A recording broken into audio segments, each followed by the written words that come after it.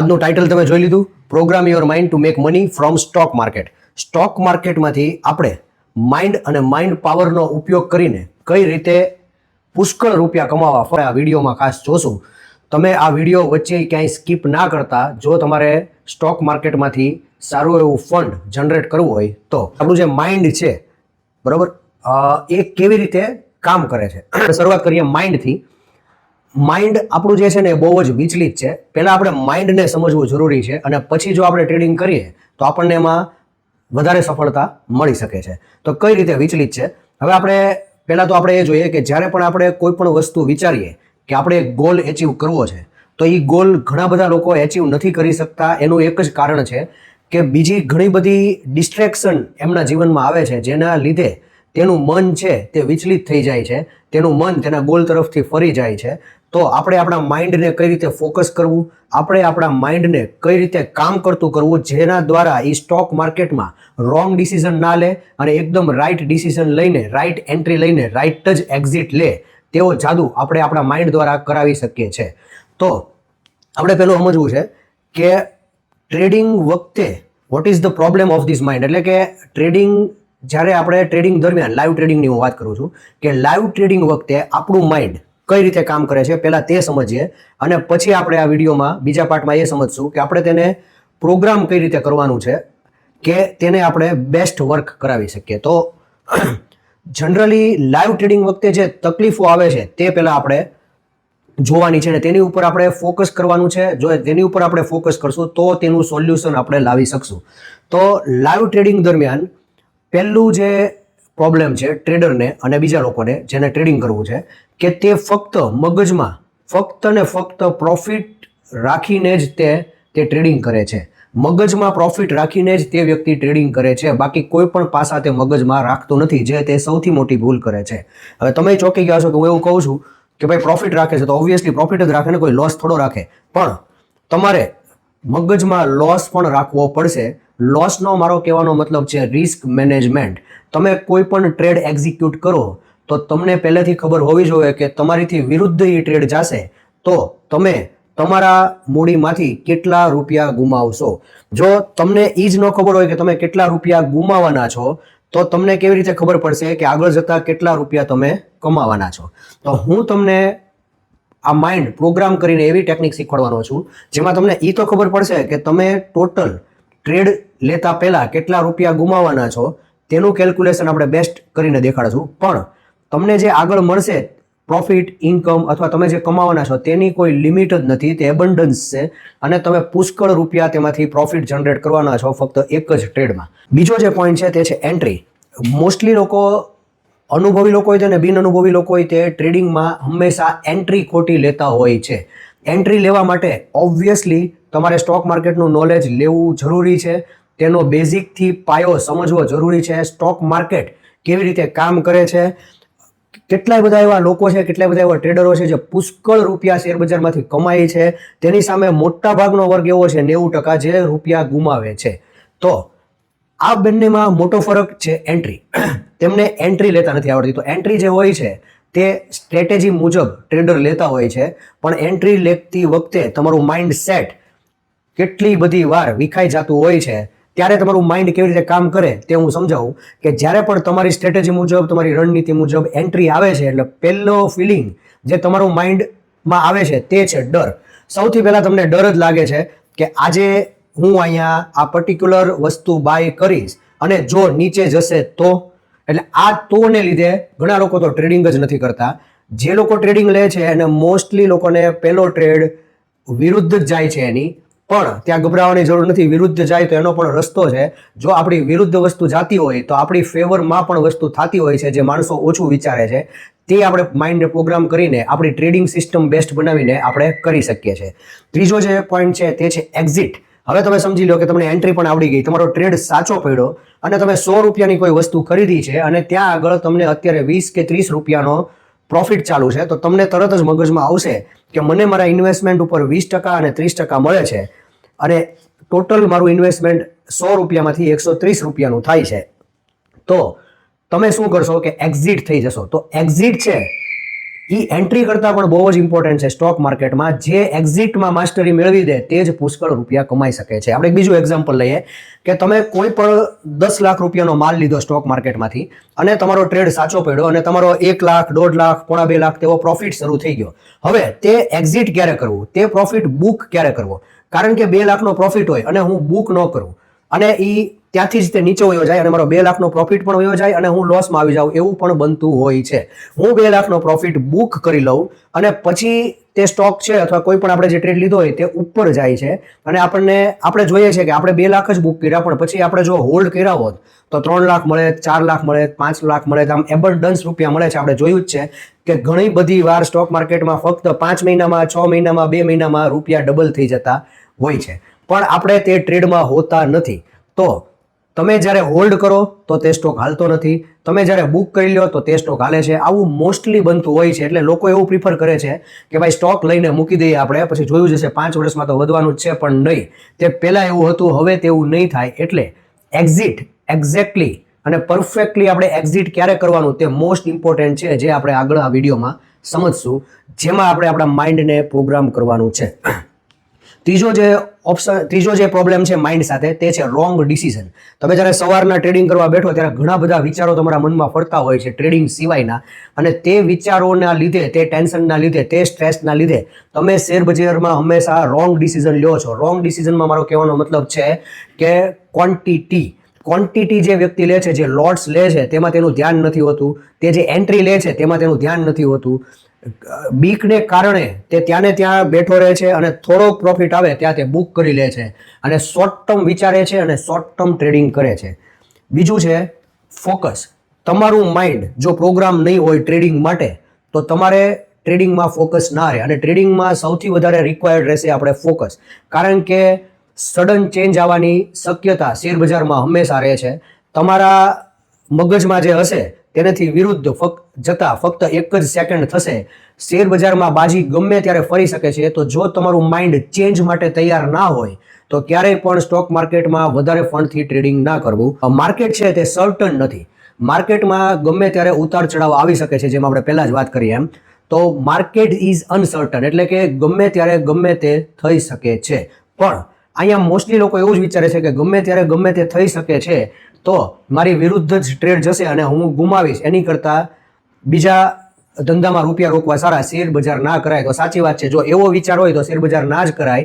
પણ જે હું એમ કહું છું કે માર્કેટ ઇઝ અનસર્ટન, એને ટ્રેડર અને પોઝિટિવ લેવાવાળા લોકો એવી રીતે લે છે કે જે અનસર્ટનિટી છે એ જ તમને રૂપિયા કમાઈને દેશે. આ ખાસ પોઈન્ટ નોટ કરી દેજો કે માર્કેટ ઇઝ અનસર્ટન. એનો મતલબ એવો છે કે તમે કોઈ માલ લીધો અને માર્કેટમાં અનસર્ટનિટી ક્રિએટ થઈ અને તમારા ફેવરમાં વસ્તુ ગઈ તેવું વધારે પડતું થાય છે, તમારા વિરુદ્ધમાં થાય તેવું ઓછું થાય છે. પણ બીક, રોંગ ડિસિઝન અને ફોકસ ન હોવાને કારણે અને રોંગ એન્ટ્રી હોવાને કારણે તમે લોસ કરતા હો છો. તો જો પ્રોગ્રામ ના થયેલો હોય માઇન્ડ આપણું, તો આ જે તકલીફ છે તે આપણને થાય છે. તેથી કરીને હવે બીજા પાર્ટમાં હું તમને એ સમજાવીશ કે આપણે આપણા માઇન્ડને પ્રોગ્રામ કરીને કઈ રીતે ટ્રેડિંગ કરવાનું છે અને આપણી ટ્રેડિંગ સિસ્ટમ બેસ્ટ કઈ રીતે વર્ક કરશે તે આગળ આપણે વિડીયોમાં જોઈએ. તો ટ્રેડિંગ માટે હવે આપણે માઇન્ડને પ્રોગ્રામ કરવું છે. તો પ્રોગ્રામ કઈ રીતે કરી શકાય કે પહેલા આપણે માઇન્ડને સમજવું જરૂરી છે. તો માઇન્ડ છે તે 2 પ્રકારના આવે છે. એક છે સબકોન્શિયસ માઇન્ડ અને એક છે કોન્શિયસ માઇન્ડ. ત્યાં સુધી તમને કોન્શિયસ માઇન્ડ અને સબકોન્શિયસ માઇન્ડનો ડિફરન્સ ખબર ના હોય ત્યાં સુધી તમે માઇન્ડ યુઝ નથી કરી શકતા વ્યવસ્થિત રીતે, અને એટલે તમને આઉટપુટ સરખું નથી મળતું. અને તમે જોતા હશો કે દુનિયામાં દરેક વ્યક્તિના આઉટપુટ અલગ અલગ હોય છે. કોઈક વ્યક્તિ ખૂબ જ સફળ થાય છે અને કોઈક વ્યક્તિ ખૂબ જ નિષ્ફળ જાય છે. તેનું કારણ છે સબકોન્શિયસ માઇન્ડ અને કોન્શિયસ માઇન્ડ. તો કોન્શિયસ માઇન્ડ એ છે જે આપણે અત્યારે બધી વસ્તુ આપણી સૃષ્ટિની જે આપણે રચના કરીએ છીએ, આપણે જે જોઈએ છીએ, બોલીએ છીએ, સાંભળીએ છીએ ને આપણું જે જીવન જીવીએ છીએ તે છે કોન્શિયસ માઇન્ડ. અને સબકોન્શિયસ માઇન્ડ છે તે આપણું અંદરનું મગજ છે, જે એની મેળે ઓટોમેટિક કામ કરે છે, જેની પાસે મગજ, સબકોન્શિયસ માઇન્ડ પાસે પોતાની વિચારવાની શક્તિ નથી હોતી અને તે ઓટોમેટિક કામ કરે છે. તો આપણે આ બંને મગજ પહેલાં સમજવા જરૂરી છે, તો જ આપણે તેને સ્ટોક માર્કેટના ટ્રેડિંગ માટે પ્રોગ્રામ કરી શકીએ છીએ. આપણે પહેલાં સમજવું છે કે સબકોન્શિયસ માઇન્ડ શું છે. હવે તમે વિચારો કે રાત્રે કે સવારે તમે જ્યારે આહાર લ્યો ત્યારે જમો તો તેનું જે પાચન થાય, આપણી જે જઠર અંગની છે પેટમાં, તે જમવાનું જે પાચન થાય તે પાચન કોણ કરે છે? Subconscious mind. જ્યારે પણ તમને લોહી નીકળે, જ્યારે પણ તમને વાગે, શરીરમાં કોઈ ઈજા થાય, તો તમે જોતા હશો કે શરીર પોતાને જ પોતાની રીતે ઠીક કરવા માંડે છે. આ કોણ કરે છે? Subconscious mind. તમે જ્યારે રાત્રે સૂઈ જાઓ, શું ત્યારે મગજ કામ કરે છે? તો હા, સબકોન્શિયસ માઇન્ડ 24 કલાક કાર્યરત હોય છે. અને તમને જે ઊંઘ આવે છે, તમે જ્યારે રાત્રે એવું નક્કી કરીને હોવો કે સવારે મારે વહેલા જાગવું છે, તો ઓટોમેટિક તમારું સબકોન્શિયસ માઇન્ડ છે તે તમને જગાડી દે છે. તમને જે ઘોર નિંદ્રામાં લઈ જાય છે તે પણ તમારું સબકોન્શિયસ માઇન્ડ છે જે ઓટોમેટિક કામ કરે છે. બહુ મોટો ટોપિક છે, તેને આપણે વધારે ડીપમાં ના જતા, તેને શેર બજાર માટે રીપ્રોગ્રામ કરવાનું છે અને સારો એવો પ્રોફિટ જનરેટ કરવાનો છે. તો સૌથી પહેલી વસ્તુ આપણે આ બંનેની ફંક્શનાલિટી સમજીએ, સબકોન્શિયસ માઇન્ડ અને કોન્શિયસ માઇન્ડની. તો આપણે એક એક્ઝામ્પલ લઈએ પહેલા, કે એક છે ને બહુ મોટી કંપની છે અને તે કંપનીમાં અત્યારે 50 નોકરીની જગ્યા બહાર પડી છે અને તેની માટે હ્યુમન રિસોર્સ એક વ્યક્તિને ગોઠવવામાં આવે છે કે ભાઈ તારે જ તે 50 જણાના ઇન્ટરવ્યૂ લેવાના છે અને બેસ્ટ 50% ગોતીને આપણી કંપની માટે તારે તે લોકોને કાર્યરત કરવાના છે, જેથી કરીને આપણી કંપનીનો પણ ગ્રોથ થાય અને તે 50 લોકોનો પણ ગ્રોથ થાય. તો જે વ્યક્તિને આ જિમ્મેદારી આપવામાં આવી છે, જેને 50 લોકોને નિમણૂક કરવાના છે, તેને કહેવાય કોન્શિયસ માઇન્ડ. આપણે તેને અત્યારે એક્ઝામ્પલ તરીકે સમજીએ છીએ કે એ એક કોન્શિયસ માઇન્ડ છે. અને હવે જે વ્યક્તિને એ નિમણૂક કરતો જાય છે અને 50 લોકોની એને ટીમ બનાવવાની છે, તે છે સબકોન્શિયસ માઇન્ડ. તો હવે થશે શું કે જે નિમણૂક કરવાવાળો વ્યક્તિ છે, જે ઇન્ટરવ્યૂ લેવાવાળો વ્યક્તિ છે, જે HR વાળો વ્યક્તિ છે, તે કેવા વ્યક્તિઓને કંપનીમાં લે છે અને દાખલ કરે છે, તેની ઉપર કંપનીની આગળ જતાની કેટલી પ્રોગ્રેસ થશે કંપનીને, તે 50 જણાની ટીમ ઉપર નિર્ભર રહે છે. જો તે ખરાબ લોકોને અને લાયકાત વગરના લોકોને કંપનીમાં નિમણૂક કરશે તો કંપનીનું પરફોર્મન્સ ડાઉન જશે. અને જો તે બેસ્ટ 50% ગોતીને લાવશે કંપની માટે, તો કંપનીનું ટર્નઓવર પણ વધશે અને કંપનીનું પ્રોગ્રેસ પણ આગળ જતા થશે. તો આખું ડિપેન્ડન્ટ છે કે HR વાળો, ઇન્ટરવ્યૂ લેવાવાળો વ્યક્તિ કેવા લોકોને કંપનીમાં નિમણૂક કરે છે તેની ઉપર કંપનીની પ્રોગ્રેસ ડિપેન્ડ કરે છે. એક્ઝેક્ટલી આ જ રીતે કોન્શિયસ માઇન્ડ અને સબકોન્શિયસ માઇન્ડ વર્ક કરે છે. કોન્શિયસ માઇન્ડમાં તમે જે પણ વિચારને નિમણૂક કરો છો, જે પણ વિચાર તમે દાખલ કરો છો, તે જ વિચારને સબકોન્શિયસ માઇન્ડ અમલમાં મૂકે છે. એટલે તમે જે પણ વિચાર સબકોન્શિયસ માઇન્ડને કોન્શિયસ માઇન્ડ દ્વારા આપો છો, એ સબકોન્શિયસ માઇન્ડ આંખું વીંચીને સ્વીકારી લે છે. એટલે સબકોન્શિયસ માઇન્ડને પોતાને વિચારવાની શક્તિ નથી, તે કોન્શિયસ માઇન્ડના ઓર્ડર ઉપર ચાલે છે. તો હવે આમાં આપણે શોર્ટમાં સમજીએ તો તમે જેવો વિચાર તમારી કંપનીમાં, એટલે કે કોન્શિયસ માઇન્ડ તમારું જેવો વિચાર નિમણૂક કરશે, એવું જ પરફોર્મન્સ તમારા ટ્રેડિંગમાં આવશે. તો આપણે, જો તમને આ એક્ઝામ્પલ સમજાઈ ગયું હોય તો આનો સાવ આપણે શોર્ટમાં વાત કરીએ તો એટલો જ સાર છે કે જે ટાઈપના વિચારો તમે કોન્શિયસ માઇન્ડ દ્વારા, તમારા થિંકિંગ દ્વારા, તમારા થોટ દ્વારા જે મગજમાં તમે ફીડઅપ કરશો, એ જ મુજબ તમને આગળ જતા પરિણામ મળશે અને એવું જ રિઝલ્ટ તમને મળશે. તો ટ્રેડિંગ માટે આપણે કયો વિચાર કરવાનો છે? I am making lots of money from stock market. આ લાઈન ખાસ લખી લેજો.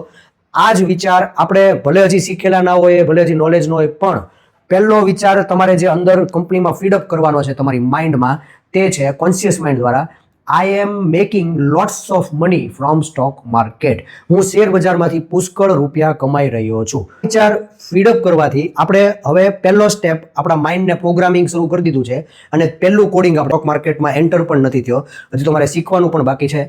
તો આ તમારી પ્રોગ્રામની જે પહેલી લાઈન છે એનાથી શું થાય કે તમારી કંપનીમાં તમે એક એવો માણસ નિમણૂક કર્યો ફૂલ પોઝિટિવ, કે તમે પહેલેથી જ તેને એવો વિચાર આપી દીધો કે I am making lots of money from stock market.